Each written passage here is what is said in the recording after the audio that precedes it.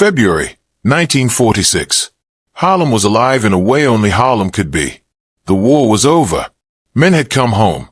Money flowed again through the streets, through the clubs, through the hands of those who controlled the night.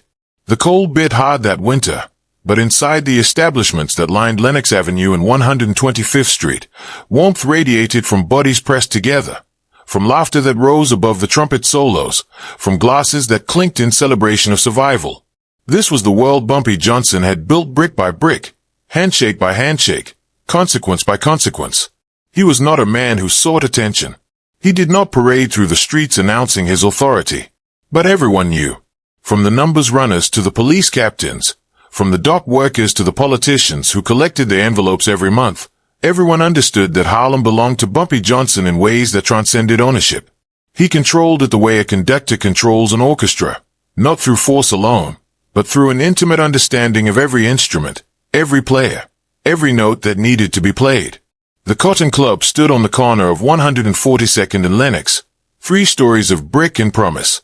It was not the original Cotton Club, that legendary palace where Duke Ellington had played and white audiences had come uptown to watch black performers they would never acknowledge on the street.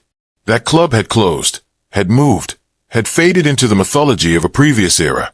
But Bumpy had taken the name, had claimed it, had rebuilt it into something that belonged entirely to the community it served. No segregated audiences here. No white ownership bleeding profits back downtown. This Cotton Club was Harlem's, and that meant it was Bumpy's, and that meant it was untouchable. Also everyone believed. Sam Giancana arrived in New York on a Tuesday in early February. He came without announcement, without the usual protocols that govern such visits. He was Chicago outfit, a rising figure in an organization that had weathered Al Capone's fall and emerged leaner, smarter, more sophisticated in its operations.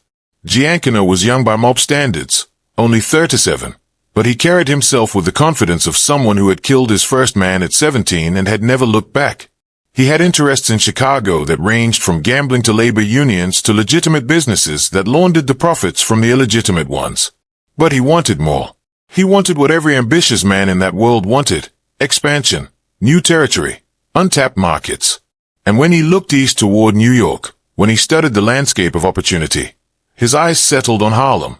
The meeting took place at a restaurant in Little Italy, neutral ground where both men could sit without loss of face. Giancana brought 2 associates, men who stood at a distance but whose presence conveyed the weight of the Chicago outfit. Bumpy came alone. He always came alone to these meetings. It was a statement, a demonstration that he did not need the visible display of force because the force itself was understood, was woven into the fabric of every block surrounding them. They ordered food neither man would eat. They drank coffee that grew cold as they spoke. Giancana was direct. He wanted in. Specifically, he wanted the Cotton Club. He would pay $50,000 for full ownership. Bumpy would retain a percentage, could remain involved in operations, but the club would become part of the Chicago outfit's expanding Eastern portfolio. It was a generous offer by most standards. $50,000 in 1946 could buy a mansion, could fund a comfortable retirement, could transform a life. Giancana presented it as an opportunity, as recognition of Bumpy's accomplishments, as the natural evolution of business relationships between serious men. Bumpy listened without interruption. He had perfected the art of stillness, of allowing silence to do the work that other men tried to accomplish with words.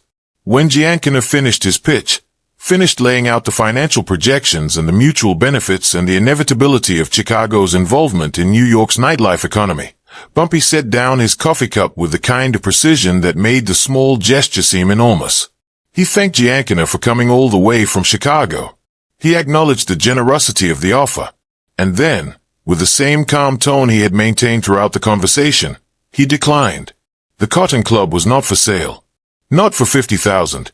Not for any amount. It was a community institution, he explained. It employed people. It represented something larger than profit margins and expansion strategies.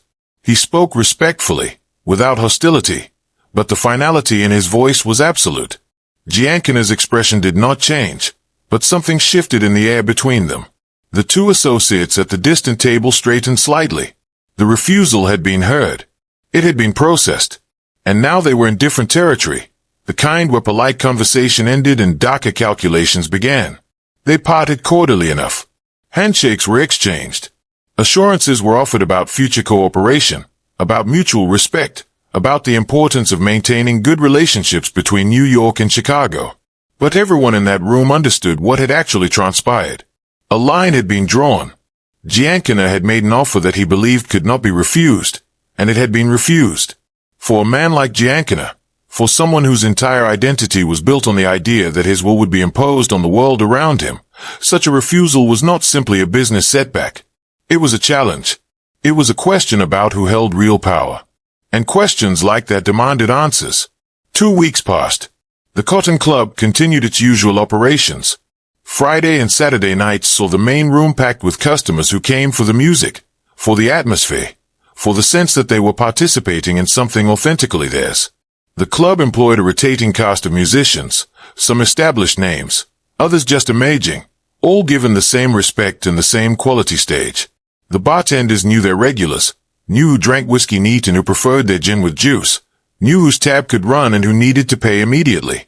The waitresses moved through the crowd with practiced efficiency, balancing trays and conversations and the occasional unwanted advance that they deflected with humor or firmness depending on what the situation required.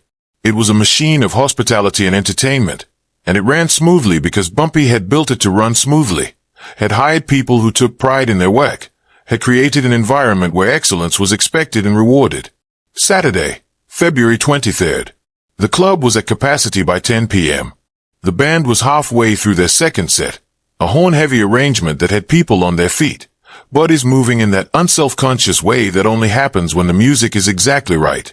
The bartenders worked 3 deep at the bar, hands moving in blur of bottles and ice and glasses. In the back booths, conversations continued about work and romance and the Dodgers' chances in the coming season. No one noticed the 2 men who entered through the service entrance at 10:45. No one saw them move through the storage hallway with the kind of purposeful stride that suggested they belonged there.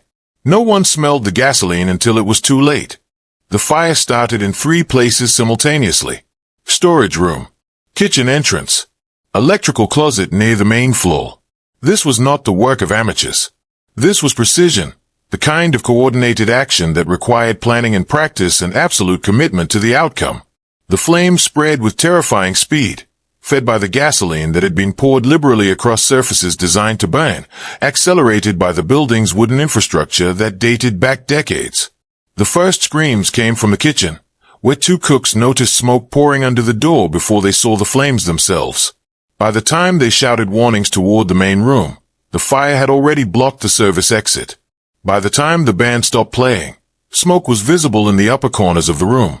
By the time people understood what was happening, understood that this was not some minor incident that would be quickly controlled, panic had begun its ugly work. 14 people became trapped. The front entrance was blocked by flames that had raced up the stairwell with horrifying efficiency. The service exit was completely engulfed. The emergency exit, which should have provided a third escape route, had been chained shut from the outside. Someone had planned this. Someone had wanted to ensure maximum damage, maximum terror, maximum consequence. 12 customers and 2 bartenders found themselves pressed against the far wall, away from the approaching flames but with nowhere to go, no path out, no option except to wait and hope and pray that the fire department would arrive before the smoke suffocated them or the building collapsed. The smoke was the worst part. It filled the room with choking thickness, turned the air into something toxic and unbreathable. People dropped to the floor seeking cleaner air. They pressed shirts and jackets against their faces. They called out for help with voices that grew weaker with each passing moment. The fire department arrived within 8 minutes. The call had come from a neighboring building, from someone who had seen smoke pouring from the Cotton Club's windows and had understood immediately that this was catastrophic. The firefighters broke through the front entrance, pushed through flames that had consumed the stairwell and were working their way toward the main room. They found the 14 trapped people barely conscious, clustered in the only corner where the smoke had not yet become completely overwhelming. Every single one was pulled out alive. Burns ranged from minor to severe. Smoke inhalation affected all of them to varying degrees. 2 bartenders would spend weeks in the hospital. 3 customers would carry scars for the rest of their lives. But no one died. Through a combination of the building's brick construction, the fire department's speed, and pure chance, All 14 survived what should have been a mass casualty event. The investigation began before the flames were fully extinguished. Fire marshals walked through the destroyed interior, noting the multiple points of origin, the smell of accelerant, the chained emergency exit. This was arson. This was attempted murder. This was someone sending a message written in fire and trauma. Witnesses were interviewed. Several people reported seeing two men near the service entrance shortly before the fire started. Descriptions were vague, but consistent enough to establish that the perpetrators had been white, had moved with purpose, had disappeared into the night before anyone could react. One witness, a dishwasher who had been on a smoke break in the alley, provided more detail. He had seen a car idling at the end of the block. He had noticed it because the driver had remained behind the wheel with the engine running, which struck him as unusual for that time of night. He had not seen the license plate, but he remembered the car. A dark blue Cadillac, new model, the kind that Chicago gangsters favored. The NYPD took statements. They filled out reports. They consulted with the fire marshals and agreed that this was clearly arson, clearly intentional, clearly designed to cause maximum harm. And then, with the kind of efficiency that spoke to external pressures and internal politics, they ruled the fire accidental. Electrical failure, the official report concluded. Old wiring in an old building. Tragic but not criminal. Case closed. No arrests. No ongoing investigation. The ruling came down within 48 hours of the fire, faster than any legitimate investigation could possibly have been completed. Someone had made a phone call. Someone had applied pressure. Someone with sufficient authority had decided that this investigation would go nowhere, and so it went nowhere. Bumpy Johnson said nothing publicly. He visited every victim in the hospital, paid their medical bills personally, ensured their families had whatever support they needed. He attended to the business of reconstruction, hired contractors, filed insurance claims, began the process of rebuilding the Cotton Club from its burn shell. To anyone watching, he appeared focused entirely on recovery, on moving forward, on restoring what had been destroyed. But those who knew him, who had worked with him for years, who understood the way his mind operated, recognized something else in his silence. This was not acceptance. This was not moving on. This was the stillness of a predator who had identified his prey and was waiting for the precisely correct moment to strike. Sam Giancana was in Chicago, conducting business as usual. The fire in Harlem meant nothing to him officially. He had been hundreds of miles away when it occurred. He had alibis, witnesses, documentation of his whereabouts. If anyone had thought to ask him about the Cotton Club, he would have expressed shock and sympathy, would have offered condolences, would have maintained the perfect facade of an innocent man hearing about a tragedy that had nothing to do with him. But of course, no one asked. The NYPD had closed the case. The official ruling was accidental, and Giancana went about his business with the satisfaction of a man who had sent a message and believed that message had been received and understood. You do not refuse Sam Giancana. You do not turn down the Chicago outfit. You do not pretend that your small kingdom in Harlem somehow exempts you from the larger realities of power. The fire had been a lesson. Now Giancana waited to see if Bumpy Johnson was smart enough to learn from it. 1 week after the fire, on a Tuesday morning in early March, Sam Giancana received a package at his home on Winner Avenue in Oak Park. The house was substantial, a 3-story residence that projected exactly the image Giancana wanted to convey. Successful, established, respectable. His wife was out shopping. His 3 children were at school. The housekeeper accepted the package from a delivery man she did not recognize, a courier service she had never heard of. The package was wrapped in plain brown paper, roughly the size of a shade box, addressed to Sam Giancana in typed letters. No return address. No indication of origin. The housekeeper placed it on the table in the front hallway, where it sat unremarkable and waiting until Giancana returned from his morning meetings. He opened it casually, expecting business documents or perhaps a gift from an associate. Inside the outer wrapping was a plain cardboard box. Inside that box, wrapped in tissue paper, were 12 photographs. Black and white prints, professionally developed, sharp and clay. Giancana lifted the first photograph and felt something cold settle in his chest. His daughter Antoinette, age 9, leaving her elementary school. The photo had been taken from across the street, close enough to show her face clearly. Her plaid school uniform, the book bag on her shoulder. The angle suggested the photographer had waited, had chosen this moment deliberately. The second photograph showed his son Sam Jr., age 7, at a playground. He was on a swing, mid-act, his face visible in profile. The third photograph was his youngest daughter Bonnie, age 5, walking home from kindergarten. Someone had followed her.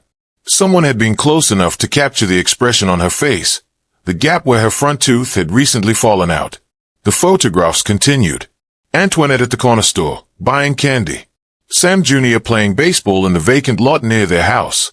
Bonnie in their backyard, drawing with chalk on the patio. Each image was a violation, a demonstration that someone had been present in these intimate moments, had observed his children during their ordinary activities, had been close enough to harm them if that had been the objective. The 12th photograph was the worst. All 3 children asleep in their beds, photographed through their bedroom windows. The angle suggested the photographer had been standing in the backyard, looking up, capturing these most vulnerable moments when his children were completely defenseless. No note accompanied the photographs. No written threat. No demands. Just these 12 images.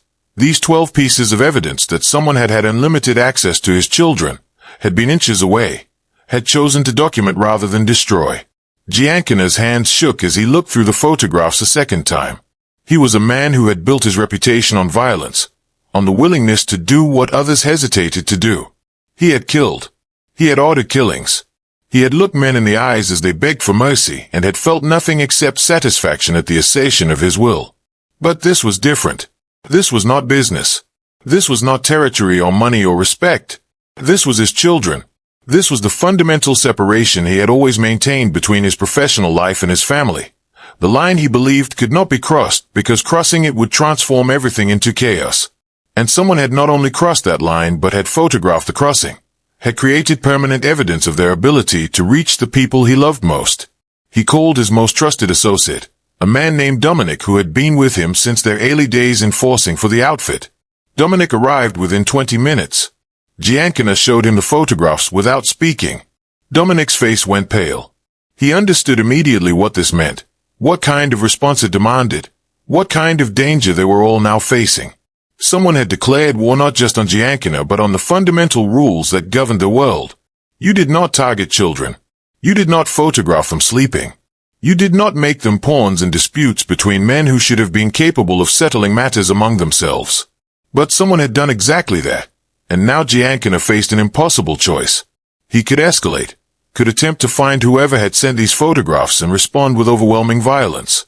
But that response would put his children in even greater danger, would confirm that they were vulnerable, would encourage his enemies to strike before he could strike first. Or he could de-escalate, could attempt to determine who had sent the photographs and what they wanted, could negotiate from a position of weakness that would fundamentally undermine everything he had built. The answer came to him with horrible clarity. He knew who had sent the photographs. There was only one person with sufficient motive, sufficient sophistication, sufficient understanding of Giancana's psychology to craft a message this precise. Bumpy Johnson had not responded to the fire with violence. He had not retaliated against Chicago outfit interests. He had not sent men west to burn Giancana's clubs or target his associates. Instead, he had demonstrated that retaliation was not necessary because he possessed something far more powerful, access. He had shown that Giancana's family, the people he believed were protected by his reputation and his distance from New York, were actually completely vulnerable. The photographs were not a threat of future action. They were proof of present capability. They said, I have already been there. I have already been close enough. I chose not to harm them this time, but that choice can change. Giancana took the next train to New York. He traveled without his usual entourage, without the visible markers of his status. He was simply another passenger in a good suit, smoking cigarettes in the dining car, staring out the window at the landscape passing between Chicago and New York. He had sent word ahead through intermediaries, had requested a meeting with Bumpy Johnson, had made clear that he came seeking resolution rather than confrontation. The meeting was arranged for Thursday evening at a private club in Harlem, territory that belonged entirely to Bumpy. Giancana arrived on time. Bumpy was already there, seated in a back booth, dressed in a perfectly tailored suit, his expression neutral and unreadable. They sat across from each other without speaking for nearly a minute. Giancana had rehearsed various approaches during the train ride, different ways to frame the conversation, different strategies for maintaining some dignity while acknowledging the reality of his position. But now, in the presence of the man who had sent those photographs, all of those rehearsed words felt inadequate. Finally, he spoke. The fire was a mistake, he said. It had not been authorized by him personally. Associates had acted without proper clearance, had exceeded their mandate, had created a situation he never intended. This was a lie, and both men knew it was a lie. But it was the kind of lie that allowed for resolution, that provided a face-saving explanation for what had occurred. Bumpy listened without interruption, the same stillness he had displayed during their first meeting in Little Italy. When Giancana finished his explanation, Bumpy leaned back slightly and spoke for the first time. "Mistakes have consequences," he said quietly. 14 people almost died. 2 bartenders still can't work. A community institution was destroyed. These consequences need to be addressed. The negotiation that followed was brief because there was nothing to negotiate. Giancana had come to pay whatever price was demanded because the alternative, living with the knowledge that his children were vulnerable, that someone in New York could reach them whenever they chose, was unacceptable. Bumpy's price was precise. $75,000 in restitution, delivered immediately. Full payment of all medical expenses for the 14 victims, not just the immediate hospitalization costs, but ongoing care, therapy, any long-term consequences of smoke inhalation or burns. Complete funding for the Cotton Club's reconstruction, using contractors of Bumpy's choosing, built to specifications that would prevent any future fires. And one final condition: Giancana would never return to Harlem. He would never again attempt to acquire properties or interests in Bumpy's territory. He would acknowledge, through his absence and his compliance, that Harlem belonged to Bumpy Johnson in ways that transcended business arrangements or Chicago outfit ambitions. Giancana agreed to every condition without hesitation. The money was not the issue. $75,000 was substantial, but he could access that amount within hours. The medical payments and reconstruction costs would total considerably more. But again, money was simply a resource to be deployed. The real cost was the acknowledgement, the public demonstration that he had been forced to submit, that he had come to New York and paid tribute and accepted boundaries imposed by someone he had attempted to intimidate. Word would spread. Other organizations would hear that Sam Giancana had tried to move into Harlem and had been sent home with his tail between his legs. His reputation would suffer. His authority within the Chicago outfit might be questioned. But all of that was preferable to receiving another package, perhaps one containing something other than photographs. The money was delivered the following morning. $75,000 in cash, brought to a location Bumpy specified, counted and verified by his associates. Arrangements were made for the ongoing payments, bank transfers that would cover medical expenses as they occurred, funding for the Cotton Club reconstruction that would be released in stages as the work progressed. Giancana personally visited each of the 14 victims or their families. He appeared at hospital rooms and family homes, this Chicago gangster in his expensive suits, expressing sympathy and remorse, ensuring that everyone understood their expenses would be covered indefinitely. Some families rejected him, wanted nothing to do with the man who had tried to burn them alive. Others accepted his money while making clear that acceptance did not equal forgiveness. Giancana endured all of it, played the role of penitent wrongdoer, because that was the price of ensuring those photographs remained just photographs. He returned to Chicago on Sunday morning. His children were at home, unaware that they had been used as leverage in a conflict they could not comprehend. He watched them playing in the backyard, observed them from the same angles the photographer had used, saw them as vulnerable in ways he had never fully acknowledged before. The revelation was clarifying. He had built his life on the principle that power created safety, that sufficient violence and reputation would insulate him and his family from consequences. But Bumpy Johnson had demonstrated a different kind of power, the power of access and restraint, the ability to reach someone's most precious vulnerabilities and then choose not to exploit them. That choice was more frightening than any threat could have been because it established a permanent imbalance, a debt that could never truly be repaid. Bumpy Johnson never spoke publicly about the photographs. He never confirmed that he had sent them, never acknowledged the mechanics of how his people had traveled to Chicago and documented Giancana's children and returned with evidence of their capability. The ambiguity was intentional. By never claiming responsibility explicitly, he maintained deniability while ensuring everyone understood exactly who had orchestrated the response. The message spread through the networks that connected organized crime across the country. Harlem was off limits. Bumpy Johnson had drawn a line, and that line had been enforced not through the kind of violence that invited retaliation, but through a demonstration of reach that made retaliation seem foolish. If he could photograph your children in Chicago, if he could access your home and your family and your most private moments, what else could he do? What other vulnerabilities had he already mapped?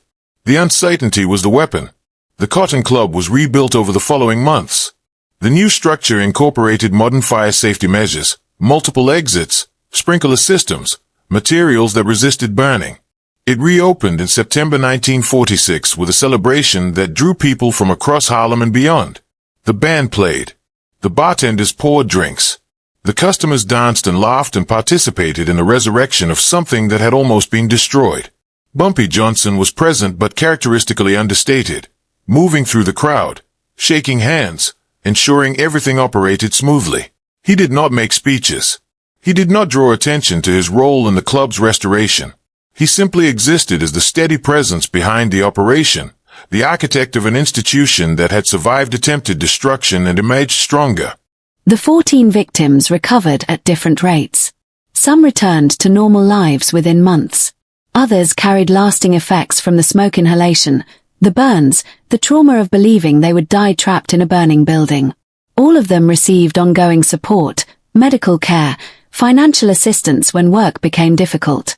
Bumpy ensured that none of them were forgotten, that the consequences of the fire were addressed not just in the immediate aftermath but through the long process of healing and rebuilding lives. This was part of his method, the understanding that power was not simply about force but about responsibility, about taking care of the community that granted him authority. Sam Giancana never returned to Harlem. He built his empire in Chicago, expanded into Las Vegas, became one of the most powerful figures in American organized crime. But he never again attempted to establish operations in New York, never challenged Bumpy Johnson's territory, never forgot the lesson taught by 12 photographs in a plain cardboard box. The story circulated through Underworld networks as both warning and legend. The Chicago mobster who tried to burn out Bumpy Johnson and ended up paying $75,000 plus expenses. The man who thought he could impose his will on Harlem and learned that some territories belonged to people who understood power at deeper levels than simple violence. Bumpy Johnson continued operating in Harlem for another 22 years. He built relationships with politicians and police, with legitimate businessmen and street-level operators, with everyone who constituted the complex ecosystem of the neighborhood. He was arrested numerous times, served years in prison, emerged each time to resume his position as Harlem's unofficial mayor. When he died in 1968, thousands attended his funeral. The Cotton Club had long since closed by then, a victim of changing tastes and urban renewal, but its legacy persisted in the memories of those who had experienced it during its peak, who had danced there and laughed there and felt part of something authentically theirs. The photographs were never seen again after that single viewing. Giancana presumably destroyed them, unable to bear keeping evidence of his vulnerability. Or perhaps he kept them hidden somewhere, a reminder of the day he learned that being feared was not the same as being safe, that having power over others did not grant immunity from those who understood power differently. Either way, their existence had accomplished exactly what Bumpy Johnson intended, a permanent shift in the balance between Chicago's ambitions and Harlem's autonomy, established not through the kind of warfare that would have destroyed both sides but through a precisely calibrated demonstration of capability and restraint. The fire had been meant as a message. The photographs were the response. And in the end, the response was more effective than any amount of reciprocal violence could have been.